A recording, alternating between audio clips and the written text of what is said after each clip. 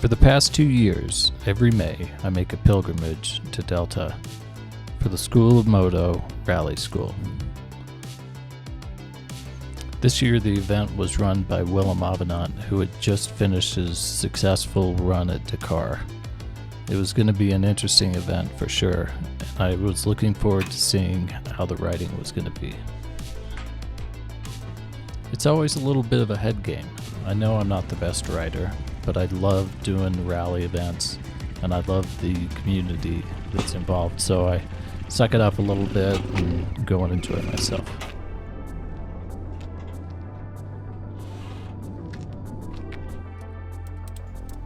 With the bike all strapped down, it was time for the 5-hour drive. It was not something that I look forward to. It's a great reminder of the varied landscape and terrain that we have here in Colorado.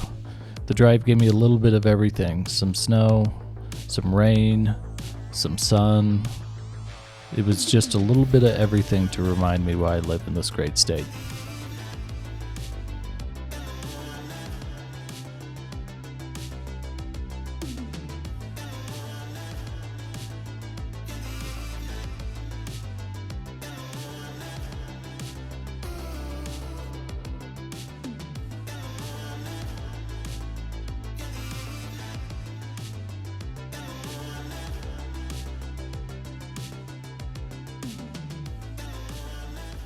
So I made it to Skool of Moto here in Delta, Colorado. Real fortunate because there was all sorts of weather coming in, but now it seems to have passed us. But man, it is beautiful here. Just the scenery here at the ranch is fantastic.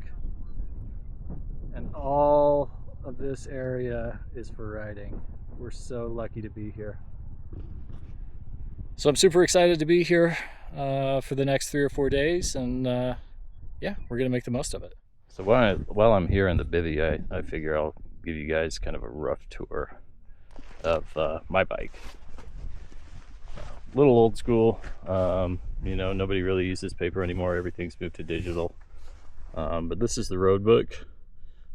These markers tell you your distance, which is captured here. On this RNS, it's just an odometer. Doesn't do anything else, just tells you how far you've gone. And you look at your odometer, look at the mileage marker, look at the tulip that gives you instructions on where to go. Like there's a fence here, and you just kind of go around. You're basically looking at a pictogram trying to determine if you're on the right path. And that's where some of my problems come in. But this RNS is it's a navigation header, so it tells you what your cap is, which is your bearing, I guess I would call it, the direction that you're heading. And then on some other road books, there are sections that all you have is a cap heading, and you just have to have faith in the fact that you're going the right way and doing the right thing. But the other thing I've got an older version, but like the best version of the Moto-minded Rally Tower. Chris really makes a bomb-proof product, as you can see from all of the scratches and tree marks and everything else from yesterday. But I can't recommend Chris and Moto-minded enough. Chris is a great guy, and I owe him a lot.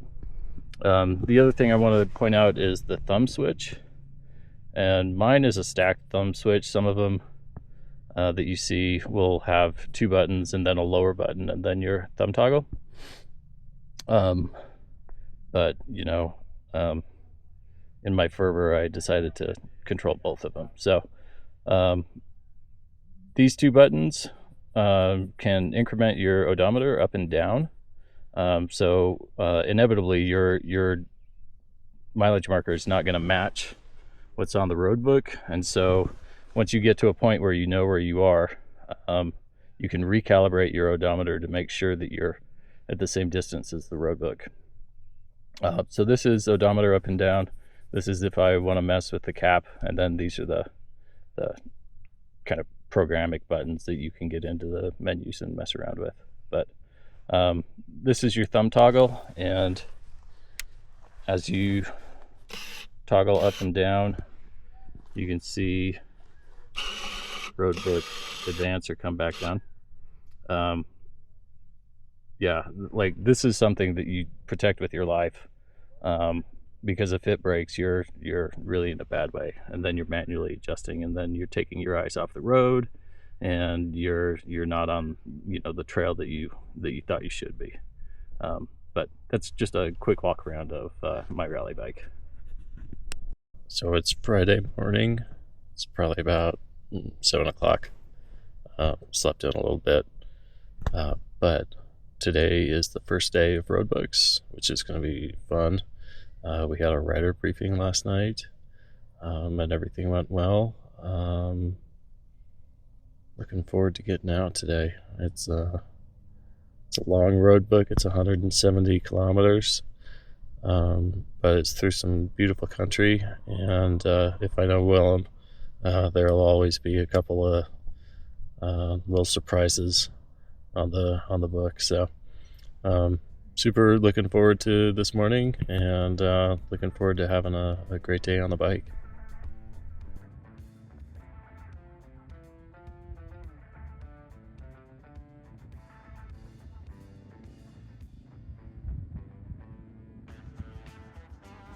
After struggling all day, I knew that I had one last big hill climb left to do.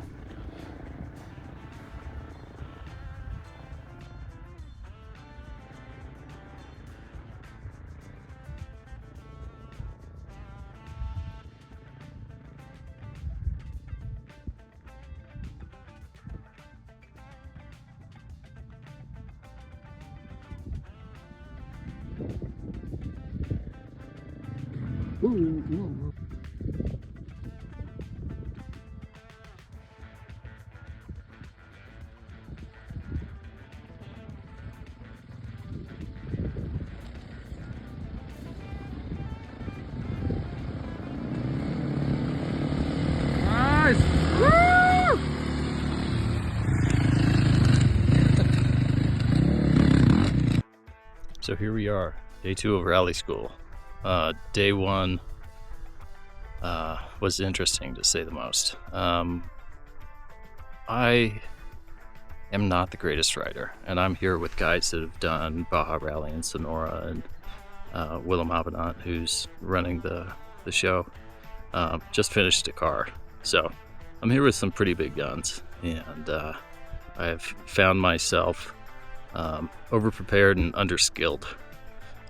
So I had an interesting day yesterday. Navigation was tricky for me, primarily because I have to concentrate so much on my riding. My riding is not natural to me, so I used a lot of energy just getting the bike, up the hill, down the hill, through the rocks, and yeah, yesterday was just a shit fest. And it's always kind of difficult to be in a situation where you know that you're the least experienced rider. But it's the thing about rally is that nobody cares. You can be like Willem and zip around in Saudi Arabia, or you could be me, who doesn't get out nearly as much as I want to. But still, at the end of the day, after the stage, everybody just hangs out, drinks beer, sits around a campfire. It's really fun. But it's a challenge, mentally, to gear yourself up, after that you've just had the crap beaten out of you the day before. But I was really fortunate. Our sweeper, Chris Vestal, who owns Moto Minded, caught up to me pretty early and was able to help me. There were some twisty sand washes that kind of ate my lunch, and Chris was there to help me out and keep me hyped and pick up my bike 5 or 6 times. So Chris was a great motivator for me, because there was one particular hill that I looked up and I just looked at Chris and said, I don't think I can do this. And he was like, you gotta go. I was like, shit, yeah, that's right. So day 1 was interesting. Day 2, all the guys went and did some monstrous 177K route that was navigation was much more tricky, and it's got some really kind of interesting aspects to it, none of which I'm comfortable doing. So I've decided that today I'm gonna hit one of the calibration loops and show you what it's like a little bit. It should be a nice, easy, flowy day, and we'll see you on the bike. Day 2 on the bike, and I knew I had a lot to look forward to. I wasn't going to run the Montrose Monster road book that was 260 kilometers of enduro terrain. I chose to take the calibration loop and make it a little bit easier on myself.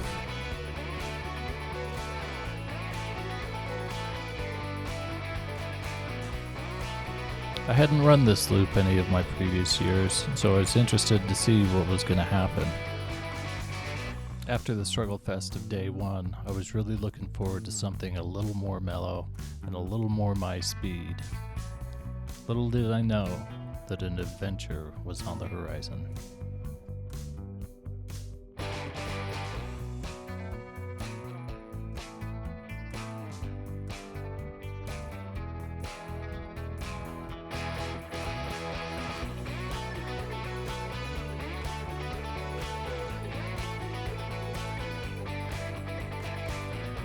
One of the things I love about rally is the amount of attention that has to be paid to everything.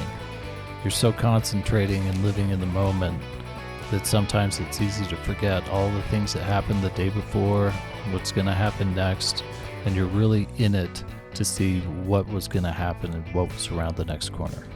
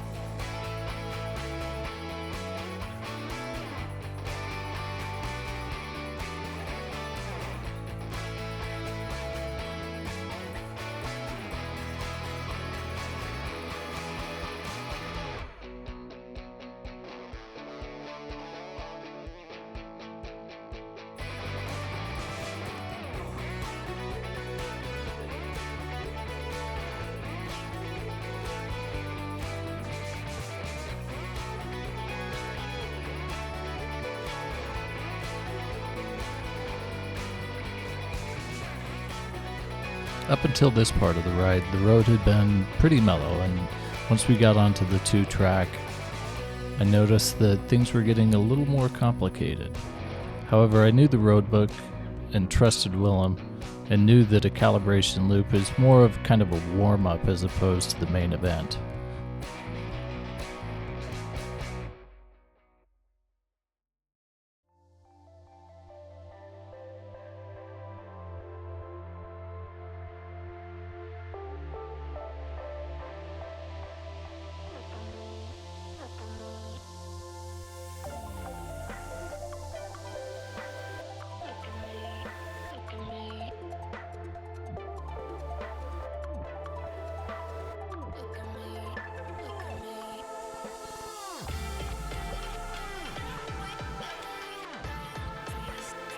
Couple of kilometers in, I was feeling confident and felt like I was making good time, and then Don passed. Don's from Canada, and he talks a good game about being not the best rider, but considering how quickly he passed me and how easily he did it, I knew that Don was a better rider than he made out.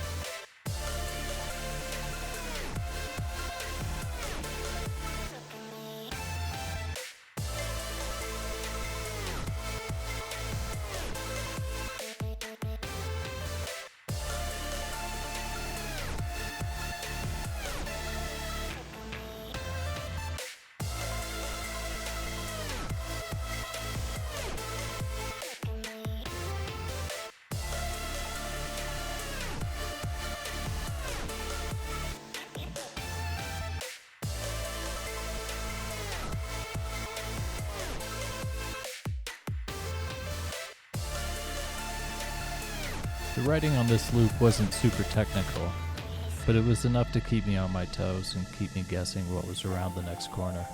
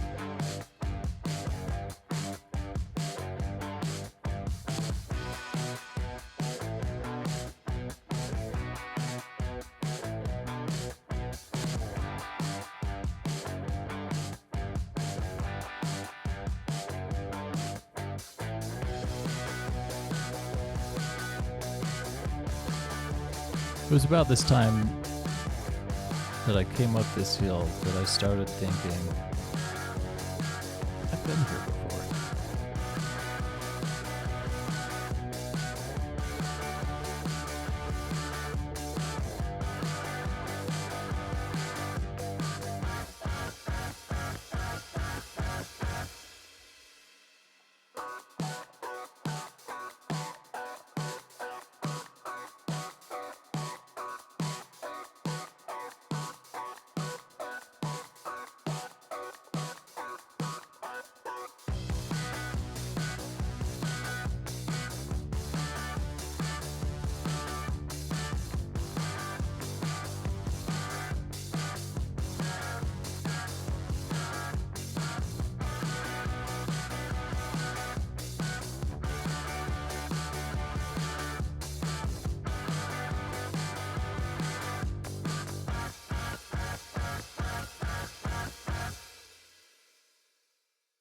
Open stuff like this is great for me.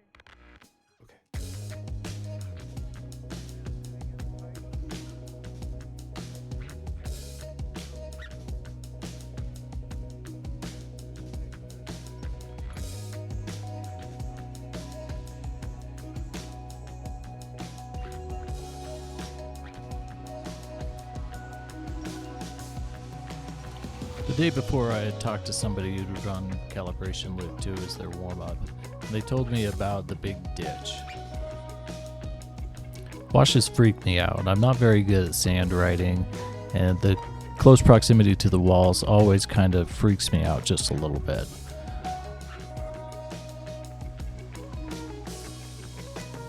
Willem had mentioned the big ditch and some of the issues with getting out that other riders had experienced the day before. And so Willem recommended to me that I just run parallel to the ditch and try and stay out of the actual wash.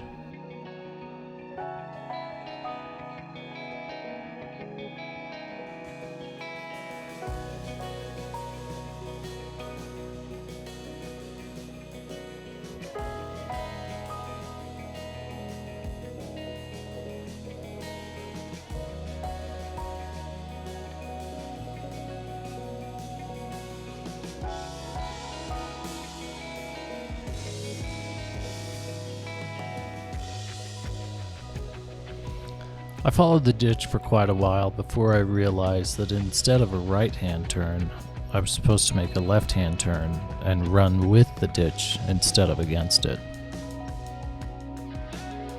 It's a little disheartening to know that the kilometers that you just covered have worked so hard for, you now have to turn around and do again, but in the reverse.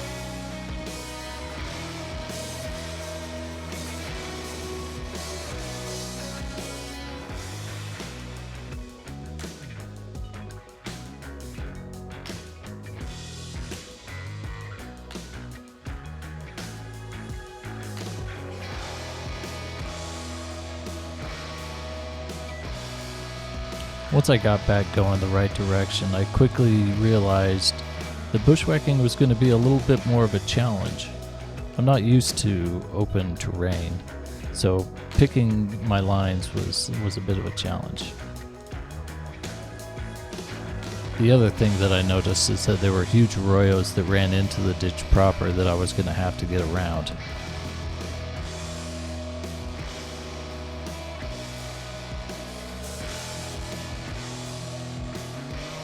As I found myself getting further and further away from the ditch, I knew that I was going to be in for it.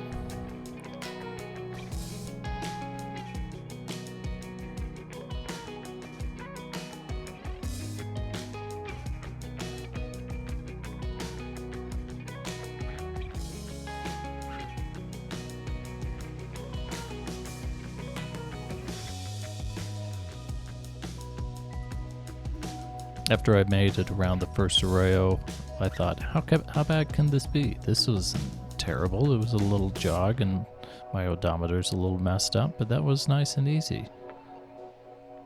Then it became harder.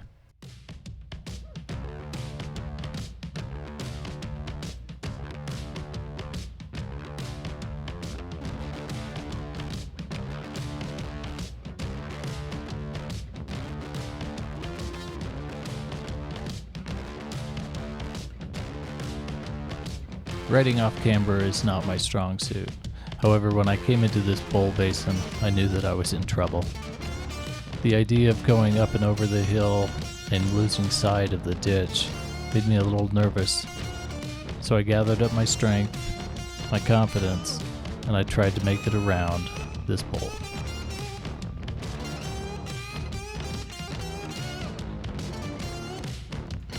It was a good effort, but the rocks taught me that it was not good enough.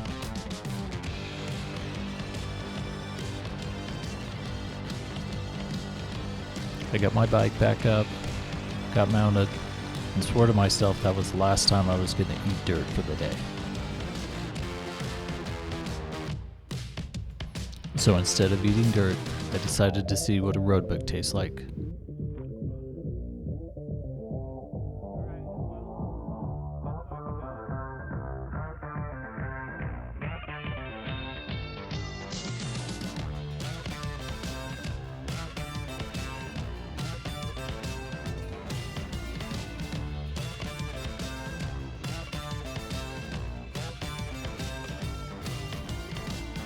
Once I got the bushwhacking out of my system, the rest of the roadbook was relatively straightforward.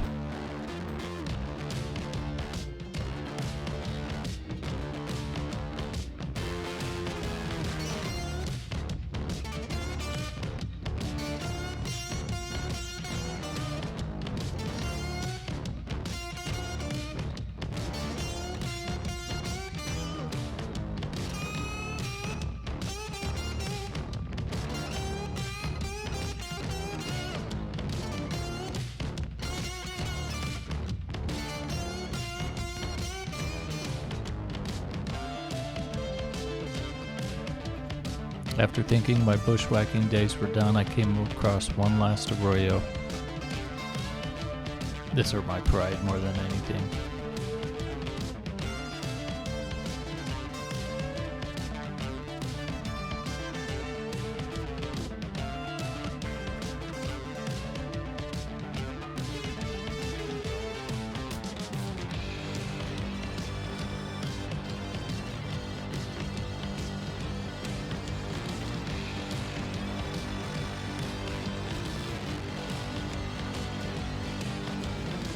Once I got away from the ditches, everything seemed to cool down a little bit, and I was able to find my flow and ride just a little bit more free than I had before. I got back onto the 2-track, and slowly made my way back to Delta, to the Skool of Moto.